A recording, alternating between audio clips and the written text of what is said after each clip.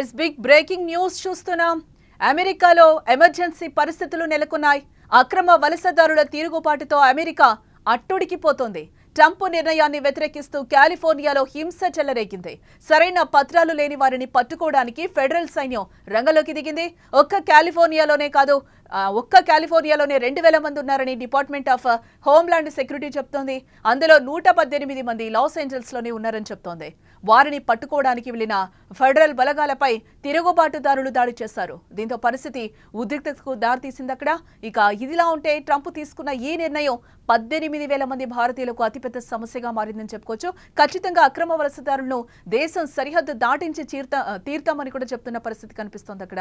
ఇక ఇదే అంశానికి సంబంధించి మరింత సమాచారాన్ని మా న్యూస్ ఎడిటర్ తిరుమల అందిస్తారు. తిరుమల, అక్కడ లాస్ ఏంజల్స్ లో హై టెన్షన్ వాతావరణం కనిపిస్తోంది. ఏంటి అక్కడ ఏరివేతలో భాగంగా ట్రంప్ ఒక స్ట్రాంగ్ డెసిషన్ తీసుకున్నారు. ఆ డెసిషన్ కి రీజన్ ఏంటి అసలు? దానికి చాలా స్పష్టంగా ఒక విషయాన్ని ఇక్కడ మనం చర్చించాలి. మొదటి విషయం ఏంటంటే, డొనాల్డ్ ట్రంప్ ఎన్నికలకు వెళ్ళేటప్పుడే తన మేనిఫెస్టోలో చాలా స్పష్టంగా చెప్పాడు. ఏం చెప్పాడు?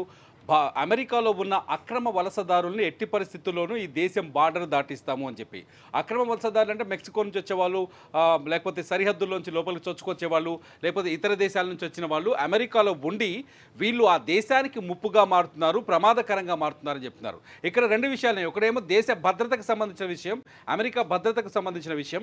రెండోది వచ్చేసి అమెరికా ఆర్థిక వ్యవస్థకు సంబంధించిన విషయం. అమెరికాలో భద్రత విషయానికి వస్తే 2 రోజుల క్రితం మనం చూసాం, కొలరాడోలో ఒక వ్యక్తి బాటిల్ బాంబు తీసుకొచ్చి అక్కడున్న యూదులపైన, కారు ఎక్కడానికి ప్రయత్నిస్తున్న యూదులపైన బాంబు విసిరాడు. దీంతో అతని డీటెయిల్స్ ఏంటి, అసలు ఎక్కడి నుంచి వచ్చాడని చూస్తే ఏదైతే నిషేధిత దేశాలు ఉన్నాయో ఆ దేశాల నుంచి వచ్చిన వ్యక్తిగా అతన్ని గుర్తించారు. అంటే ఇటువంటి ఉగ్రవాద కార్యకలాపాలకి కారణం ఎక్కువగా ఈ అక్రమ వలసదారులే అనేది ముఖ్యమైన అంశంగా అమెరికా చూస్తుంది, ట్రంప్ చూస్తుంది. ట్రంప్ తీసుకున్న ఈ నిర్ణయం ఇప్పటిది కాదు. ట్రంప్ అధికారంలోకి వచ్చిన 3వ రోజే దాదాపు 500 మంది అక్రమ వలసదారుల్ని పట్టుకున్నారు. వాళ్ళని ఇంకా విచిత్రమని తెలుసా, మెక్సికో బార్డర్ దాటేసి వాళ్ళని హెలికాప్టర్లో సైన్యం ఎక్కించుకొని పోయి హెలికాప్టర్లో అమెరికా అవతల పడేసి వచ్చారు, డంప్ చేసి వచ్చారు. అంటే ట్రంప్ చాలా స్పష్టంగా చెప్తున్నాడు, అమెరికాలో ఉన్న అక్రమ వలసదారులు వెంటనే ఈ దేశాన్ని విడిచి వెళ్ళిపోవాలి, వెళ్ళిపోకపోతే మేమే తరిమి కొడతామన్నారు. అదే ఇప్పుడు కాలిఫోర్నియాలో జరుగుతుంది. కాలిఫోర్నియా రాష్ట్రానికే చూసుకుంటే దాదాపు 2,000 మంది అక్రమ వలసదారులు ఇక్కడ ఉన్నట్టుగా ఏది డిపార్ట్మెంట్ ఆఫ్ హోమ్లాండ్ సెక్యూరిటీ చెప్తుంది. 2,000 మంది అక్కడ ఉన్నారంటే అందులో ఒక లాస్ ఏంజల్స్లోనే 118 మందిని పత్రాలు లేని వాళ్ళని గుర్తించారు. అంటే కొన్ని పత్రాలు ఉంటాము, అక్రమంగా ఉంటాము, లేకపోతే వీసా టైం అయిపోయినా అక్కడే ఉండిపోవడం, ఇవన్నీ పక్కన పెడితే అసలు ఏ డాక్యుమెంట్స్ లేకుండా అమెరికాలో చేరిన వాళ్ళే దాదాపు 118 మంది ఉన్నారట లాస్ ఏంజల్స్లో. అందులో 2,000 మంది, మొత్తం 2,000 మంది ఉన్నట్టుగా గుర్తించారు.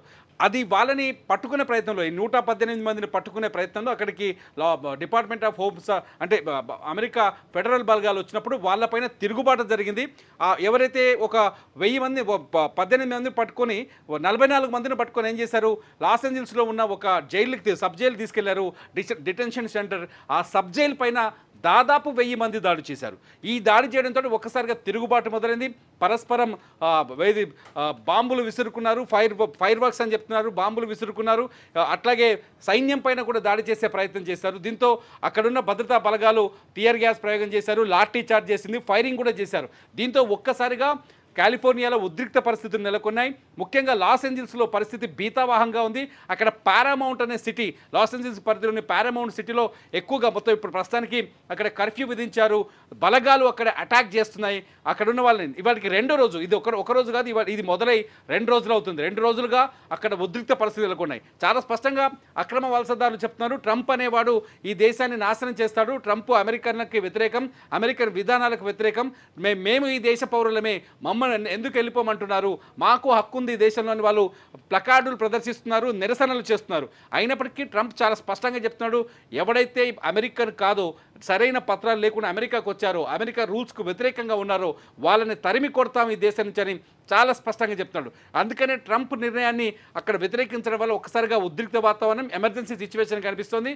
ట్రంప్ అయితే ఈ విషయంలో వెనక్కి తగ్గే అవకాశం అయితే కనిపించట్లేదు. జానికి ఒక రకంగా చూడాలంటే ఒక లెక్క ప్రకారం భారతదేశం నుంచి కూడా దాదాపు 18,000 మంది అక్రమంగా, మనం డంకీ అని ఒక సినిమా చూసాం కదా షారుఖ్ ఖాన్ది, అలా అక్రమంగా దాదాపు 18,000 మంది అమెరికాలో చొరబడ్డారు, అమెరికాలో ఉన్నారు.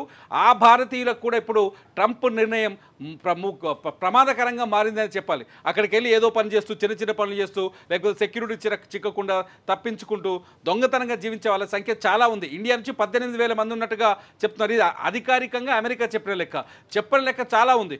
సో అమెరికాలో అక్రమంగా నివసించడానికి, అమెరికాలో అక్రమంగా ఉండడానికి ఎవరైనా ప్రయత్నిస్తారో వాళ్ళపైన ట్రంప్ ఖచ్చితంగా ఉక్కుపాదం మోపుతుందని చెప్పాలి. ఈ 2 రోజుల క్రితం కూడా ట్రంప్ ఒక కీలకమైన నిర్ణయం తీసుకున్నాడు. ఏది కొలరాడోలో జరిగిన ఉగ్రదాడి తర్వాత ఒక కీలకమైన నిర్ణయం తీసుకున్నాడు. ఏదైతే ఇస్లామిక్ బేస్ ఉన్న కంట్రీస్ దాదాపు 12 కంట్రీస్ని 12 దేశాలని నిషేధించాడు. ఆ 12 దేశాలకి వీసాలు ఇవ్వకూడదు, ఆ 12 దేశాల పౌరుల్ని ఇది అమెరికాలోకి అనుమతించకూడదు. వాళ్ళ వల్లే దేశంలో ఉగ్రవాద కార్యకలాపాలు జరుగుతున్నాయి, ఫైరింగ్ జరుగుతుంది, అక్రమాలకు పాల్పడుతున్నారు, పసిపిల్లల పైన లైంగిక దాడులకు పాల్పడుతున్నారు. ముఖ్యంగా 3 పాయింట్లు కీలకంగా తీసుకుంది అమెరికా ప్రభుత్వం. ఒకటేమో ఉగ్రవాద కార్యకలాపాలు, రెండోది వచ్చేసేమో అక్రమాలకు పాల్పడడం, మూడోది వచ్చేసి లైంగిక దాడులు, పసిపిల్లలపైన ఎక్కువగా లైంగిక దాడులు జరుగుతున్నాయి.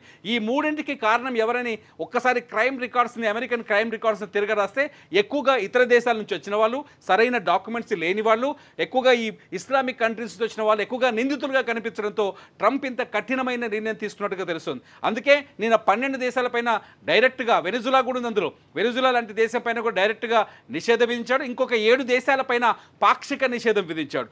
మొత్తంగా అమెరికాని కాపాడుకోవడమైన లక్ష్యం అని చెప్పే ప్రయత్నం చేస్తున్నాడు ట్రంప్.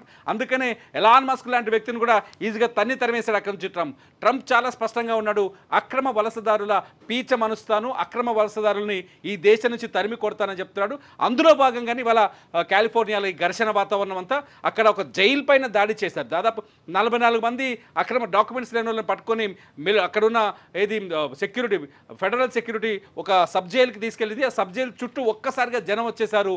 1000 మంది వచ్చేసి సబ్ జైలు పైన దాడి చేసి అక్కడ రచ్చ చేశారు. సబ్ జైలుకి నిప్పు పెట్టారు. అక్కడున్న 44 మందిని బయటికి తీసుకొచ్చే ప్రయత్నం చేశారు. దీని వెనుక, ఈ ఆందోళన వెనుక కూడా ఒక యూనియన్ ఉంది. ఆ యూనియన్ నాయకుని కూడా ఇవాళ అరెస్ట్ చేశారు. నిజానికి ఆ యూనియన్ నాయకుని అరెస్ట్ చేయడం వల్ల ఇదంతా జరిగిందని తెలుస్తుంది. ఇంకా పూర్తి వివరాలు తెలియాల్సింది జనకి. మొత్తానికైతే అమెరికాలో ఎమర్జెన్సీ సిచ్యువేషన్ కనిపిస్తుంది, ముఖ్యంగా కాలిఫోర్నియా, లాస్ ఏంజల్స్, పారామౌంట్ ఏరియాలో.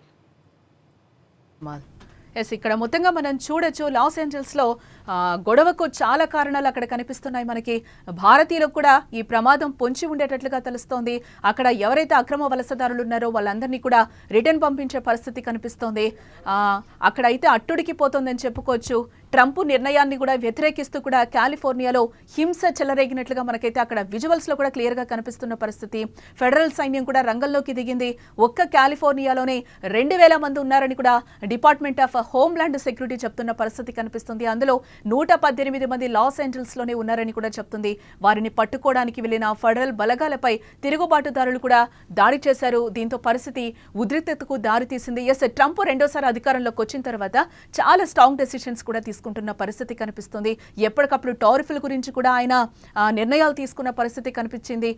ఇప్పుడు రష్యా యుద్ధానికి సంబంధించి కూడా ఆయన ఒక డెసిషన్ తీసుకున్నారు. ఎప్పటికప్పుడు కూడా ఆయన రెండోసారి అధికారంలోకి వచ్చినాక ప్రతిరోజు కూడా ట్రంప్ వార్తల్లో నిలుస్తున్న పరిస్థితి మనకి కనిపిస్తూనే ఉంది. ఇదే నేపథ్యంలోనే అక్రమ వలసదారులనైతే మేము తరిమి కొడతామని ఆయన నిర్మోహమాటంగా చెప్తున్న పరిస్థితి అయితే మనకి కనిపిస్తుంది. ఇందులో భారతీయులు కూడా ఉన్నారు. భారతీయులకు ముప్పు పొంచి ఉందా అనేది కూడా మనం చూడాల్సిన అంశం.